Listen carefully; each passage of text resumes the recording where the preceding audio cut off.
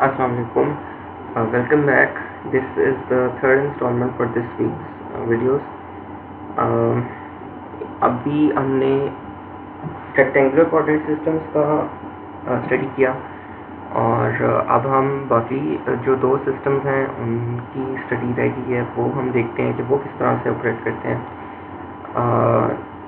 इसमें एक चीज़ याद रखें कि जो डॉट प्रोडक्ट और क्रॉस प्रोडक्ट के जो कॉन्सेप्ट्स हैं वो जैसे रेक्टेंगुलर कोऑर्डिनेट सिस्टम्स में मैंने आपको बताया उसी तरह से ही फॉलो होते हैं, इसमें कोई चेंज एज सच नहीं है। तो ये चीज़ बस ध्यान में रखें। बाकी सिर्फ ये है कि जो यूनिट वेक्टर्स हैं उनके नाम डिफरेंट होंगे और जो प्लेन्स हैं वो कुछ सरफेस होंगे, कुछ प्लेन्स होंगी, सो ऑन, कुछ सर्कुलर सिलेंडर्स होंगे, लेकिन बाकी कॉन्सेप्ट्स जो हैं वो सेम ही होंगे। तो अब हम आते हैं सर्कुलर सिलिंड्रिकल कोऑर्डिनेट्स की तरफ। इसमें और जो रेक्टेंगुलर कोऑर्डिनेट सिस्टम है उसमें बेसिक फ़र्क यही है कि रेक्टेंगुलर कोऑर्डिनेट सिस्टम में तीनों प्लेन्स होते हैं, जबकि इसमें दो प्लेन्स होते हैं और एक जो है वो सर्कुलर सिलेंडर होता है, जिसकी वजह से इसको सर्कुलर सिलेंडर का नाम दिया जाता है। वैसे तो सिलिंड्रिकल और भी बहुत से कोऑर्डिनेट सिस्टम्स हैं, जैसे कि पैराबोलिक है और हाइपरबोलिक है और इसी तरह से एलिप्टिकल है, लेकिन हम स्पेसिफिकली यहाँ पे सर्कुलर सिलेंड्रिकल कोऑर्डिनेट सिस्टम की स्टडी कर रहे हैं, तो हमारे कॉन्सेप्ट्स उसी से रिलेटेड होंगे। अब यहाँ पर जो तीन कोऑर्डिनेट्स हैं वो हैं रो, फाई और जी। यहाँ पे जी और रेक्टेंगुलर कोऑर्डिनेट सिस्टम का जी दोनों सेम है, सो इसमें इंटरकन्वर्जन की ज़रूरत पड़ती नहीं है। जो रेक्टेंगुलर कोऑर्डिनेट सिस्टम में रिप्रेजेंट होगा जी, वही सेम जी की रिप्रेजेंटेशन यहाँ पे भी कंसिडर होगी, इसमें कोई इंटरकन्वर्जन नहीं है। लेकिन बाकी दोनों एक्सिस डिफरेंट है, जिसमें से एक प्लेन ही है लेकिन फिर भी उसकी कन्वर्जन करनी पड़ेगी, और दूसरा जो है that is a circular cylinder, तो उसकी भी कन्वर्जन करनी पड़ेगी। नाउ लेट्स सी, अगर आप यहाँ पे नोट करें, ऑब्जर्व करें, तो एक प्लेन ये है आपका, जो यहाँ पे ये नज़र आ रहा है, ये जी का प्लेन है, ठीक है, ये इस तरह की आपको कट नज़र आ रहा है। तो एक प्लेन ये है जो आपको ये ट्राइंगल नज़र आ रहा है, ये भी एक एक्चुअली प्लेन है, ये सिर्फ पाई की शेप में कटा हुआ है लेकिन है ये प्लेन ही, यानी ये पूरा एक्सटेंड होता है। इसी तरह से एक ये दिस इज़ नॉट प्लेन, ये एक सर्कुलर सिलेंडर है, जैसे यहाँ पे ये नज़र आ रहा है, ये आपको कर्व्ड सरफेस नज़र आ रहा है, this is the circular cylinder, ठीक है, इसकी रिप्रेजेंटेशन है। तो इसमें जैसे मैंने बताया कि तीन पॉइंट्स होते हैं, रो, फाई और जी। ये एक तरतीब है इसकी, आपने रो, फाई और जी इसी तरतीब में हमेशा इसको लिखना है, चेंज नहीं करना। अब जो रो कोऑर्डिनेट है ये आपका सिलेंडर का जो रेडियस है वो with respect to z axis वो बताता है, यानी कि ये रो एक्सिस है, ये जी एक्सिस है, ये रो एक्सिस है, और ये जो एंगल आपको यहाँ पे मतलब सिलेंडर के तौर पे जो एंगल है that will be defined by phi axis. जो फाई कोऑर्डिनेट है इसको हम एजिमुथ एंगल कहते हैं, ये मेजर होता है from x axis in x y plane, ठीक है। अगर हम इसको रिलेट करें एक्स वाई जी प्लेन में, तो ये एक्स वाई प्लेन जो आपका ये प्लेन था, जैसे ये एक्स प्लेन और ये वाई प्लेन, इस एक्स वाई प्लेन में जो एंगल बनता है वो फाई एंगल है, और इसको ये एजिमुथ एंगल है और इसको हम फाई कोऑर्डिनेट का नाम देते हैं। लेकिन ये प्लेन है, ये एक कोई सर्कुलर शेप या सर्कुलर सिलेंडर नहीं है। इसकी रेंजेस जो हैं वो जी की तो सेम है, क्योंकि जी वैसे ही सेम है, तो इसकी रेंज जी की -∞ से इन्फिनिटी तक है। जो रो है, अब क्योंकि ये एक सर्कुलर सिलेंडर है तो इसकी और ये एक रेडियस को रिप्रेजेंट करता है, जो आपका सिलेंडर है उसके रेडियस को रिप्रेजेंट करता है, तो रेडियस हमेशा 0 या उससे बड़ा ही होगा, इसकी नेगेटिव वैल्यू नहीं होगी। तो इस वजह से इसकी वैल्यू जो है वो हमेशा 0 से इन्फिनिटी तक होगी, यानी पॉजिटिव वैल्यू या 0 होगी। जो फाई है, क्योंकि ये एक एंगल की रिप्रेजेंटेशन है, तो वो 0 या तो 0 होगा, नेगेटिव एंगल नहीं होगा, या तो 0 होगा या फिर 2 पाई तक एक्सटेंड करेगा। तो 2 पाई से ऊपर वाले एंगल्स भी उसी तरह से कन्वर्ट होंगे फिर। तो क्योंकि ये एक सर्कल जो है वो मैक्सिमम उसका एंगल 2 पाई तक होता है, तो इस वजह से 0 से 2 पाई तक इसकी एक्सटेंशन है। ये इनकी रेंजेस हैं। अब ये रेंजेस आपको याद रखने की ज़रूरत इसलिए है कि जब हम डिफरेंशियल वॉल्यूम या डिफरेंशियल एरिया या डिफरेंशियल सरफेस वगैरह निकालते हैं, तो उसके लिए ये रेंजेस इंटीग्रेशन की याद रखनी ज़रूरी होती है कि हम किस कोऑर्डिनेट सिस्टम को फॉलो कर रहे हैं और उसमें इनकी पर्टिकुलर रेंजेस क्या हैं, उसके हिसाब से ही फिर इनकी इंटीग्रेशन होती है। तो इस वजह से ये रेंजेस याद करनी ज़रूरी है। जो अगर रेक्टेंगुलर कोऑर्डिनेट सिस्टम है उसका तो सिंपल है, -∞ से इन्फिनिटी ही है तीनों की रेंज, लेकिन इसमें एक की -∞ से इन्फिनिटी है, रो की 0 से π है और 0 से इन्फिनिटी है, और पाई की 0 से 2π है। तो ये थोड़ा सा डिफरेंस जो है वो है इसमें। अब जैसे रेक्टेंगुलर कोऑर्डिनेट सिस्टम में यूनिट वेक्टर्स डिफाइन थे, इसी तरह से इसमें भी यूनिट वेक्टर्स जो हैं उनको डिफाइन हम करते हैं, ठीक है। अब लेकिन यहाँ पे यूनिट वेक्टर्स, जैसे रेक्टेंगुलर कोऑर्डिनेट सिस्टम में यूनिट वेक्टर्स जो थे वो सीधे सीधे एक्स वाई जी के कॉरस्पॉन्डिंग थे। यहाँ पे क्योंकि एक तो प्लेन ही है, एक तो सिंपल प्लेन है जी वाला, वो तो एज इट इज़ ही रहेगा, उसका यूनिट वेक्टर ए जी ही रहेगा। लेकिन अगर आप थोड़ा सा नोट करें तो ये रो और जो ये फाई है, इनकी वैल्यू थोड़ी चेंज होने पर उसका जो यूनिट वेक्टर है उसकी डायरेक्शन भी चेंज होगी, ठीक है। जैसे अगर मैं ये वाला पॉइंट और ये वाला पॉइंट लूँ, तो इस पॉइंट पे जी वाला यूनिट वेक्टर तो उसी तरह से पॉइंट करेगा, लेकिन जो रो है वो भी चेंज होगा, वो ये होगा मतलब कि आउटवर्ड डायरेक्शन में, और जो फाई है क्योंकि इसको पॉजिटिव डायरेक्शन में हमने लेना है तो वो इस तरफ से इस तरफ करेगा, ठीक है, उसकी डायरेक्शन इस तरफ होगी।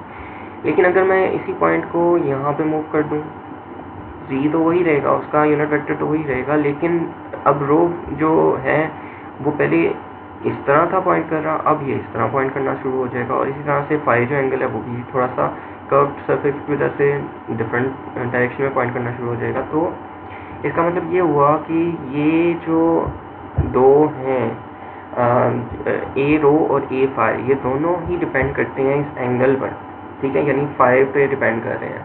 तो ये कांस्टेंट नहीं होंगे, ये डिफरेंट होंगे, हर एक पॉइंट पे डिफरेंट होंगे। तो इनको इनकी रिप्रेजेंटेशन भी उसी के कॉरेस्पॉन्डिंग होगी, ठीक है। यानी कहने का मतलब ये है कि रेक्टेंगुलर कोऑर्डिनेट सिस्टम में यूनिट वेक्टर्स जो हैं वो कोऑर्डिनेट्स का फंक्शन नहीं होते, यानी इंडिपेंडेंट होते हैं। लेकिन इस केस में ए जी के अलावा जो दोनों कोऑर्डिनेट्स, जो दोनों यूनिट वेक्टर्स हैं, ये इसके फंक्शन है, यानी इस पे डिपेंड कर रहे हैं, फाई पे डिपेंड कर रहे हैं, ठीक है, क्योंकि उनकी डायरेक्शन जो है वो डिटरमिन कर रही है ये कि इनकी वैल्यू क्या होगी, किस डायरेक्शन में होगी। हैं वैसे ये तीनों ही म्यूचुअली परपेंडिकुलर आपस में, जैसे कि आपको यहाँ पे नज़र भी आ रहा है, ये म्यूचुअली परपेंडिकुलर है। और इन पे भी वही सेम रूल्स अप्लाई करते हैं जैसे रेक्टेंगुलर कोऑर्डिनेट सिस्टम पे थे जब हमने क्रॉस प्रोडक्ट निकाला था एक्स वाई जी का, यानी A X cross A Y is equal to A Z बनता है। इसी तरह से ए जी क्रॉस ए एक्स जो है वो माइनस ए वाई बनता है, सो ऑन, -1 मतलब बनता है। तो वही सेम रूल्स यहाँ पे भी फॉलो होते हैं, जिस तरह के वो वहाँ पे रूल्स थे, सेम रूल्स फॉलो होंगे। अब इसके अलावा जो चीज़ ज़्यादा है जानने वाली, इससे पहले कि हम इनकी इंटर कन्वर्जन देखें, एक और चीज़ है डिफरेंशियल वॉल्यूम वाला पॉइंट। अब जैसे हाँ एक और यहाँ पे इनका रिलेशनशिप भी आ गया, जैसे एक्स वाई जी प्लेन में हम एक पॉइंट P निकालते थे, उसी तरह से यहाँ पे भी एक पॉइंट P निकाल सकते हैं, लेकिन इनमें एक्स वाई जी की जगह रो फाई जी जो है वो निकालेंगे। यानी कि जो सिलेंडर है उसका रेडियस कितना है और सिलेंडर का एंगल कितना है और उसका एजिमुथ ये जी डायरेक्शन में वो कितनी हाइट पर है, ठीक है। तो ये जैसे आपको यहाँ पे नज़र आ रहा है, एक ये प्लेन है जी वाला प्लेन, ये है प्लेन फाई वाला प्लेन दूसरा प्लेन, और तीसरा सिलेंडर है, ये रो का प्लेन है, ये रो का सर्कुलर सिलेंडर है, ठीक है। ये इनके इंटरसेक्शन, इन तीनों ये दो प्लेन्स और एक जो सिलेंडर है, इनके इंटरसेक्शन पे जो पॉइंट बनता है वो हमारा डिजायर्ड पॉइंट होता है, ठीक है।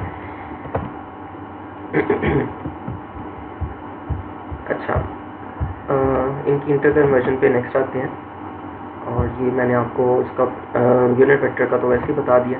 अब आते हैं इसके डिफरेंशियल वॉल्यूम और डिफरेंशियल सरफेस की तरफ कि वो क्या किस तरह से निकलते हैं। अब जैसे रेक्टेंगुलर कोऑर्डिनेट सिस्टम में मैंने आपको समझाया था कि अगर हम उसको थोड़ा सा मूव करें तो वो थोड़ा सा मूवमेंट जो है वो D x D by D G के कॉरस्पॉन्डिंग करती है। उसी तरह से अगर हम इसके पॉइंट को थोड़ा सा मूव करें तो इसके जो चेंज आता है जिस एरिया में, जितना चेंज आता है वो हम कैसे रिप्रेजेंट कर सकते हैं। अब इस स्मॉल चेंज को हम डिफरेंशियल वॉल्यूम से रिप्रेजेंट कर सकते हैं। अगर हमने एक थोड़े से एरिया का निकालना हो कि इसमें इसका क्या इफेक्ट आ रहा है, तो अब इसमें थोड़ा सा डिफरेंट इस तरह से है कि दो तो प्लेन्स हैं, लेकिन एक जो है वो है सिलेंडर है। अब लेकिन कौन सी वाली साइड पे को किस तरह से एक्ट करेगी उसका थोड़ा सा कंसिडर करते हैं। अब ये वाली डायग्राम को देखें अगर, तो एक तो हमारे पास जी वाला प्लेन है, तो इस प्लेन में तो वो डी जी ही रहेगा, ठीक है। एक अप्रोप्रिएट डायग्राम मुझे मिल जाए, चले इसी से देखते हैं। अब यहाँ पे आपको वैसे नज़र नहीं इतना आ रहा होगा, लेकिन ये पैरेललोपिप्ड नहीं रही। इस शेप को हम कहते हैं कि ये ट्रंकेटेड वेज है। ट्रंकेटेड वेज इस तरह से कि वैसे तो ये दो तो इसकी साइड्स हैं, लेकिन तीसरी कर्व है, यानी कि ये एक्चुअली स्ट्रेट साइड नहीं है, ये एक कर्व है। अगर आपको थोड़ा सा पता लगे, ये दिस इज़ अ कर्व, ठीक है। इस कर्व की वजह से इसको ट्रंकेटेड वेज कहते हैं। लेकिन अगर इसको बहुत छोटा कर दें तो ये ऑलमोस्ट ये पैरेललोपिप्ड की तरह ही नज़र आएगी, जैसे इस वक्त नज़र आ रही है आपको। जैसे हमने अभी क्यूब कंसिडर किया था वही उसी तरह का आता है, लेकिन फिर भी हमें इसका जो साइड्स हैं उसको डिफरेंटली ट्रीट करना पड़ेगा। लाइक ये वाला जो प्लेन है,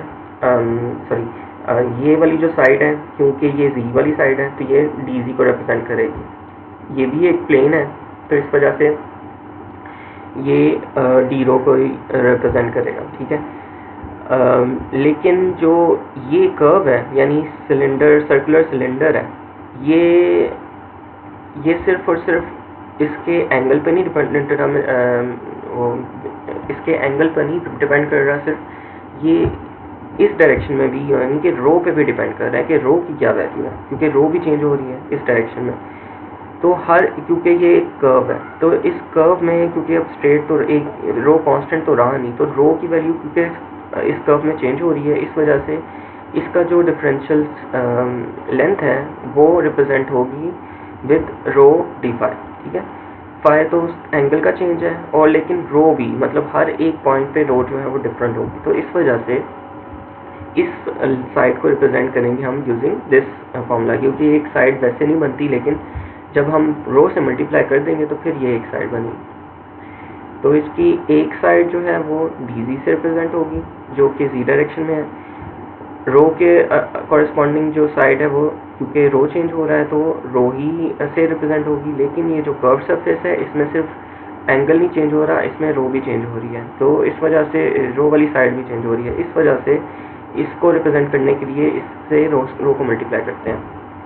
तो ओवरऑल जब हमने वॉल्यूम निकालना हो तो तीनों साइड्स को मल्टीप्लाई करते हैं आपस में, तो डिफरेंशियल वॉल्यूम इसका निकलेगा D rho D phi D ji multiply by rho, ये इसका डिफरेंशियल वॉल्यूम होगा।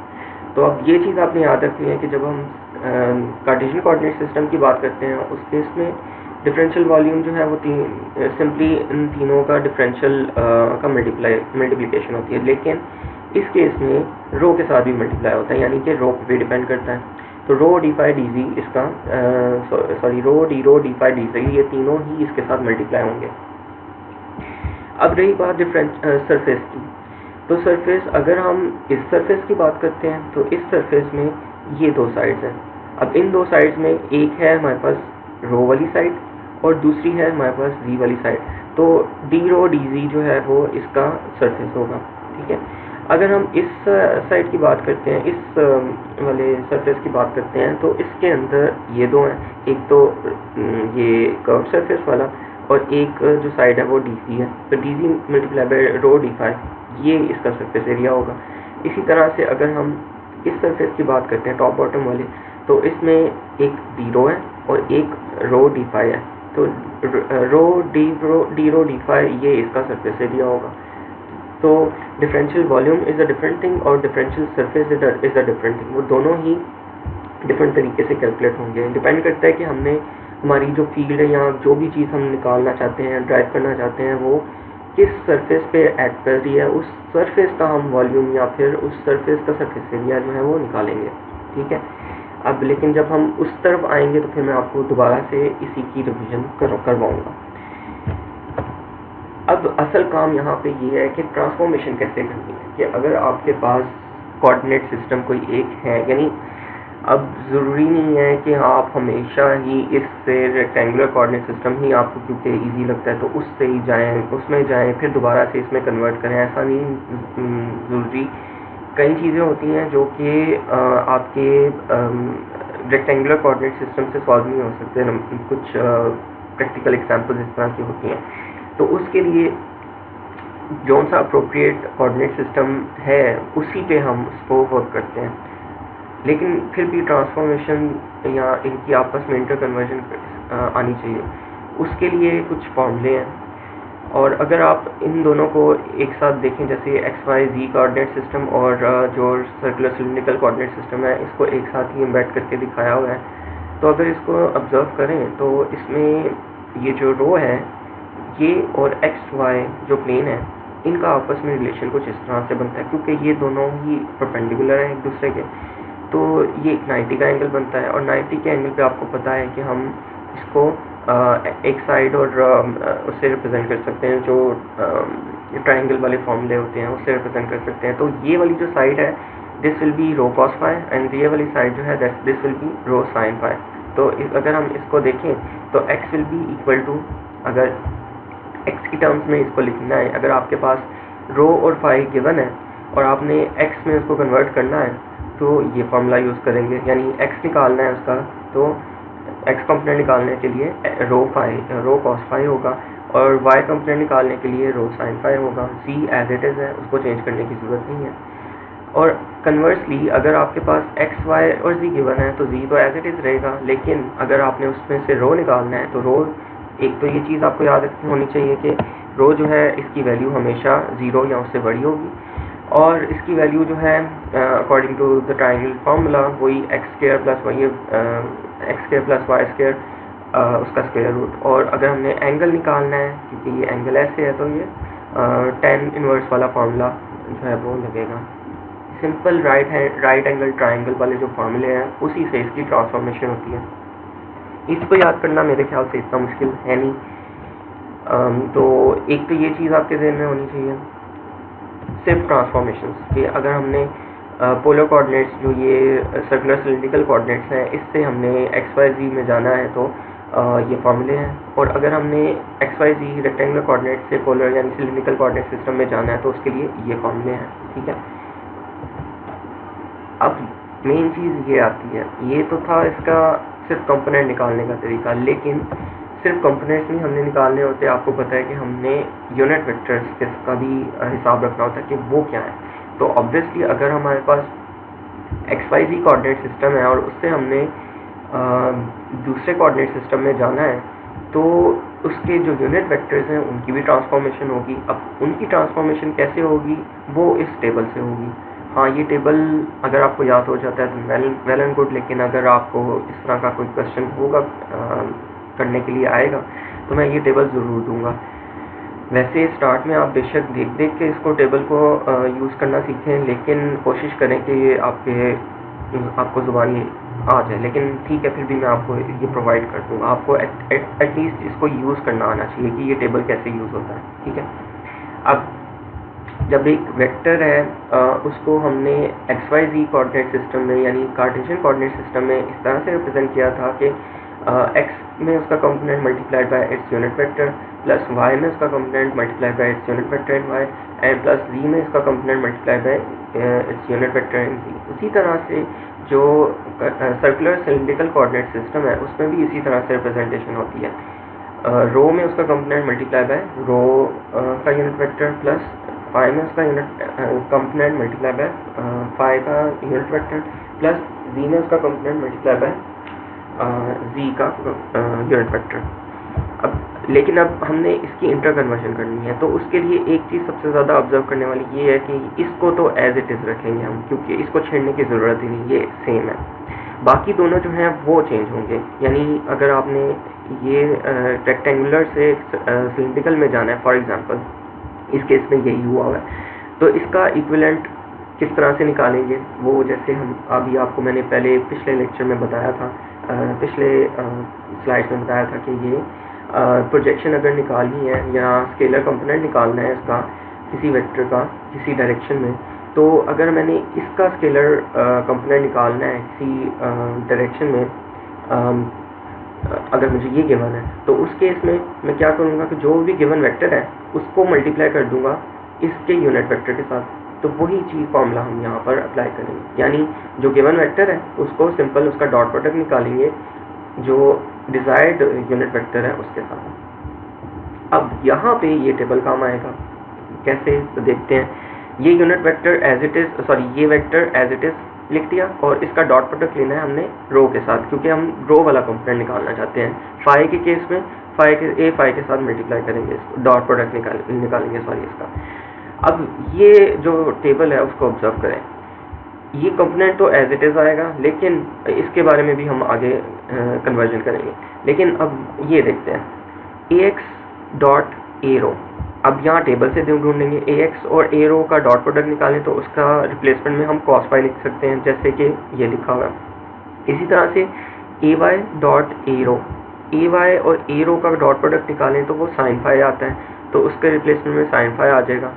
और az और ए रो जो है, az और ए रो ज़ीरो है क्योंकि उसमें कोई नहीं आता, ये डिफरेंट है तो इस वजह से ये ज़ीरो आएगा। इसके साथ भी डॉट प्रोडक्ट ज़ीरो आएगा, सिर्फ az का az के साथ 1 आएगा। तो इसलिए इसको तो कुछ भी करने की ज़रूरत नहीं, ये एज इट इज़ ही आप लिख सकते हैं, सिर्फ ज़रूरत है इसको और इसको डिफाइन करने की। तो हमने जब इसको किया मल्टीप्लाई तो ये डॉट प्रोडक्ट निकाला तो हमारे पास एंड रिजल्ट इसका ये आया। ये रिजल्ट याद करने की ज़रूरत नहीं है आपको, ये या तो टेबल याद रख लें या फिर इसको कन्वर्ट करने का तरीका याद रख लें, बस इतना ही काफ़ी है। ये सिर्फ एक एग्जाम्पल है। इसी तरह से ए फाई के लिए जो गिवन वेक्टर था उसको डॉट प्रोडक्ट निकालेंगे ए फाई यूनिट वेक्टर के साथ। तो A X dot A phi यहाँ से टेबल से देखेंगे माइनस साइन फाई इसकी रिप्लेसमेंट में आ जाएगा, सॉरी यहाँ पे। इसी तरह से ए वाई और ए फाई जो है वो कॉस फाई के बराबर आएगा, तो यहाँ पे ये कॉस फाई आ गया और ये वैसे ज़ीरो हो गया। तो हमारे पास एंड रिजल्ट ये आता है, ठीक है। अब नेक्स्ट काम सिर्फ रह जाएगा कि ए एक्स और ए वाई का जो कंपोनेंट है वो रिप्लेस करना है in terms of phi and Z. तो उसके लिए हम ये वाली जो है वो रिप्रेजेंटेशन जो है उसको इख्तियार करेंगे, क्योंकि हमने x को कन्वर्ट करना है, उसके अंदर x और y को कन्वर्ट करना है। तो इनकी जगह ax की जगह हमारे पास ये आ जाएगा और ay की जगह हमारे पास ये आ जाएगा एंड सो ऑन, ठीक है। तो इस तरह से हम इसको कन्वर्ट कर सकते हैं। This is the simplest way जो मैं आपको बता सकता था कि इस तरह से इसकी कन्वर्जन हो सकती है। या भी हम सिलेंड्रिकल कोऑर्डिनेट सिस्टम की बात कर रहे हैं, जब स्फेरिकल की तरफ आएंगे तो स्फेरिकल का मैं आपको एक्सप्लेन कर दूँगा। अब इसकी एक एग्जांपल करते हैं ताकि आपको मज़ीद पता लग जाए कि किस तरह से एक्चुअल कन्वर्जन जो है वो पॉसिबल है। एक वेक्टर है, सिलेंड्रिकल कोऑर्डिनेट्स में इसको कन्वर्ट करना है। ये रेक्टेंगुलर कोऑर्डिनेट सिस्टम में है, इसकी वैल्यू है y, x में y है इसकी वैल्यू, y डायरेक्शन में -x है और z में +z है। तो जैसे आपको देखने से यहाँ थोड़ा सा रिकॉल करें तो z में जो भी वैल्यू है वो एज इट इज़ ही रहेगी, इसको तो हम छेड़ने की ज़रूरत नहीं। लेकिन बाकी दोनों जो हैं इनकी इंटर कन्वर्जन जो है वो होगी। अब वो क्या होगी वो देखते हैं। तो इसमें स्टार्ट करते हैं इनकी प्रोजेक्शन, स्केलर प्रोजेक्शन निकालने से।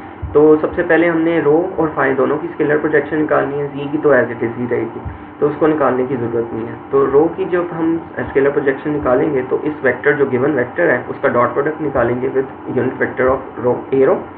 तो जब हम ये करेंगे तो हमारे पास इसके साथ ए रो का डॉट प्रोडक्ट निकालेंगे तो हमारे पास आ जाएगा ए एक्स डॉट ए रो, और इसी तरह से ए वाई डॉट ए रो, ये माइनस साइन इसका आ गया। ये जो स्केलर्स वैल्यूज़ हैं वो एज इट इज़ ही रहेंगी। इसी तरह से फाई के साथ निकालेंगे तो हमारे पास ए एक्स डॉट ए फाई आ गया और A Y dot A phi आ गया। जी वाला तो वैसे ही ज़ीरो हो जाता है, तो इस वजह से एंड रिजल्ट बी रो और बी फाई हमारे पास ये आ गया। अब नेक्स्ट स्टेप है, नेक्स्ट स्टेप में हमने सिर्फ इसके रिप्लेसमेंट ही करनी है। जैसे हमारे पास रो के केस में ये वैल्यूज़ आई थी तो अब हम टेबल से इसकी रिप्लेसमेंट करेंगे। तो A X dot A phi was equal to cos phi, तो ये आ गया वाई कॉस फाई, और A Y dot A rho was equal to sine phi, तो यहाँ पे माइनस एक्स साइन फाई आ गया, ठीक है। एक तो ये चीज़ आ गई। अब दूसरी चीज़ ये याद ये आपने देखनी है कि y किसके इक्वलेंट है और x किसके इक्वलेंट है। तो x y was equal to rho sine phi and x was equal to rho cos phi, जैसे कि पिछली आपको मैंने अभी एक्सप्लेन किया था। तो इसकी भी रिप्लेसमेंट कर देंगे। तो हमारे पास बाय चांस यहाँ पर इसकी वैल्यू जो है वो 0 आ रही है, क्योंकि ये दोनों कट जाते हैं, दोनों सेम वैल्यूज़ हैं, नेगेटिव साइन है तो ये कट जाएंगे। अगर पॉजिटिव होता तो वो 2 rho cos phi sine phi आ जाता। तो ये सेम वैल्यूज़ कट गई और जो रो डायरेक्शन में इसका वो कंपोनेंट था v का वो 0 है। तो इसका मतलब ये हुआ कि रो में इसकी कोई वैल्यू नहीं है। अब रही बात फाई की, तो फाई में भी इसी तरह से रिप्लेसमेंट करेंगे। ax dot A phi, this is minus sine phi, तो माइनस वाई साइन फाई आ गया। और A Y dot A rho A phi, A Y dot A phi is cos phi, तो यहाँ पे माइनस एक्स कॉस फाई आ गया। अब यहाँ पे फिर से रिप्लेसमेंट करेंगे y की और x की, y is rho sine phi and x is rho cos phi. तो यहाँ पे रिप्लेसमेंट करेंगे तो अगर आप को फॉर्मूला बेसिक याद है, ट्रिग्नोमेट्री वाले फॉर्मूले याद हैं, तो ये भी, क्योंकि मुझे भूल गया था कि ट्रिग्नोमेट्री वाले फॉर्मूले भी इसमें काफ़ी यूज़ होते हैं, तो वो भी आपको थोड़े बहुत याद रखने पड़ेंगे। जैसे sine square theta plus cos square theta is equal to 1, ये वही फॉर्मूला यहाँ पे अप्लाई किया हुआ है। तो रो को कॉमन, माइनस रो को कॉमन निकाल के, तो हमारे पास उसकी वैल्यू के 1 है, तो 1 से मल्टीप्लाई करेंगे माइनस रो को, तो माइनस रो आएगा। तो जो फाई का कंपोनेंट है बी, जो वेक्टर था, गिवन वेक्टर था, उसका फाई कंपोनेंट माइनस रो आया और रो कंपोनेंट 0 आया। तो ये दोनों कंपोनेंट्स आ गया हमारे पास। अब हम एक्चुअल वेक्टर जो है वो डिफाइन करते हैं। तो यहाँ से हमने ये सारा कुछ लिखा था, v में तो एज इट इज़ रहेगा, लेकिन और रो वाला कंपोनेंट इसका वैसे ही 0 हो गया, तो बचा सिर्फ फाई वाला कंपोनेंट। तो फाई वाला कंपोनेंट जो निकला था minus rho multiplied by its unit vector in that direction, ताकि पता लगे कि ये कौन सी डायरेक्शन में है, ठीक है। इसी तरह से z वाला एज इट इज़ आ जाएगा। तो एक्चुअल कन्वर्जन इस वेक्टर की, जो कि रेक्टेंगुलर कोऑर्डिनेट सिस्टम में गिवन था, अब सिलिंड्रिकल कोऑर्डिनेट सिस्टम में इसकी वैल्यू रिप्रेजेंटेशन इस तरह से होगी। इसमें फाई और जी कंपोनेंट, दो कंपोनेंट्स हैं इसके, एक कंपोनेंट वैसे ही 0 है। तो आई होप कि आपको आइडिया हो गया कि इंटर कन्वर्जन कैसे की जाती है। इसी तरह से इससे उलट भी प्रोसेस कर सकते हैं, यानी हो सकता है आपको ये सिलिंड्रिकल कोऑर्डिनेट सिस्टम में गिवन हो, तो आपने रेक्टेंगुलर कोऑर्डिनेट सिस्टम में उसको लेकर जाना है, तो उसके लिए भी इसी तरह की कन्वर्जन है। उसमें भी प्रोजेक्शन आप उसी तरह से निकालेंगे। फिर उसके बाद नेक्स्ट स्टेप होगा आपका वो रिप्लेसमेंट, जो भी आपके डॉट प्रोडक्ट की रिप्लेसमेंट है। इसी तरह से जो आपकी यहाँ पर वैल्यूज़ होंगी, उनके इक्विवेलेंट वैल्यूज़ आपने रिप्लेस करनी होंगी। अब ज़रूरी नहीं कि यहाँ पे एक्स वाई जी गिवन हो सकता है आपको ये कोई स्केलर वैल्यूज़ दी हों, उस केस में आपने रिप्लेस नहीं करना। उस केस में सिर्फ आप डॉट प्रोडक्ट्स ही रिप्लेस करेंगे और कुछ भी नहीं करेंगे।